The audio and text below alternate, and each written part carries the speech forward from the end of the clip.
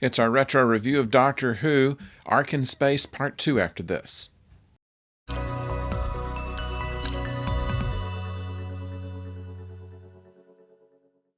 Hello out there, I'm the oldest nerd, and in part 2 of Ark in Space, we find out that the creature that was about to attack Harry was actually dead. But we find also that it is the mother of the slime that's going through the green bubble wrap in the rest of the space station. Now, with that, we also find that it's time to revive the main person who's supposed to revive everybody else. She identifies herself as Vera and is very officious. And the Doctor explains later that, of course, by that century, everybody's duty is very compartmentalized. She insists that the commander, whose name is Noah, be revived. And Noah is immediately skeptical of the Doctor and his companions as to what their true intentions are. The idea behind the space ark was that they were creating a master race to repopulate Earth. Now, of course, what happened was they've overjumped their brief by about 3 centuries, and that is 3 millennia. And by that, they are a bit late for what they intended to do. However, that does not stop them from going after the Doctor and then going off to try to find out what happened to the power stacks the Doctor was trying to fix. That causes him to be infected, and then he takes on the personality of the invading slime. So that's what goes on in the episode. Well, one of the things it shows off is the Doctor's ability to convince people.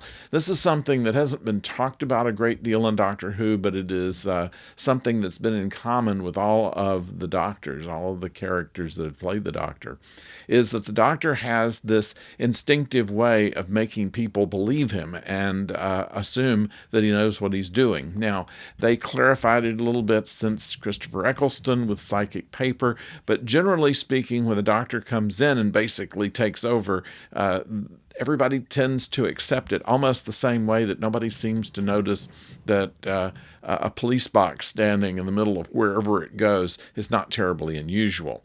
And once again, kind of explained away by Christopher Eccleston, you put a big blue box in the middle of it and everybody ignores it.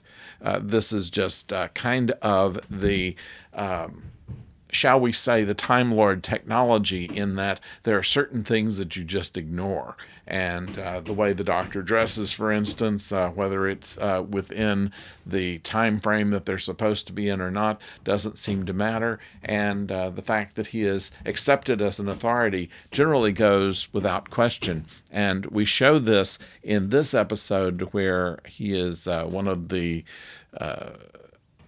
underlings that's revived, who sees a moment or so before getting his full composure of who Noah has actually become, before he is once again seeing just his commander. And the Doctor is able to convince him just by force of will to trust him and not the commander. That's kind of interesting, and something that is fairly common to Doctor Who. A couple of things that I find kind of interesting is when Vera is first introduced to the Doctor and Harry, he asks if he is a doctor, and the Doctor says, my doctorate is honorary, and Harry is only qualified to treat sailors. I thought that was a funny line. So we have a cliffhanger on this as Noah notices that he is starting to morph into the creature that infected him, and we'll see how this happens as a result of what goes on in the 3rd episode. So that's the show for this time. Hope you enjoyed it. I think that the production values were quite good. The sets were very well done. According to research, we found that the entire stage of Stage 3 at the BBC Television Centre was taken up by the sets to the point to where they could barely get into the studio because it was built all the way up to the doors. But also some of the work of the innards of the station, where they're on all kinds of scaffolding and things like that, is something that the BBC has done very well in many of its science fiction shows. Give a more realistic view by not always being on a concrete floor, but rather up in the rafters of things. And they do that very well here. So I'd like to know what you think about it, and while you're thinking about it, why not subscribe to the channel if you've not done so already.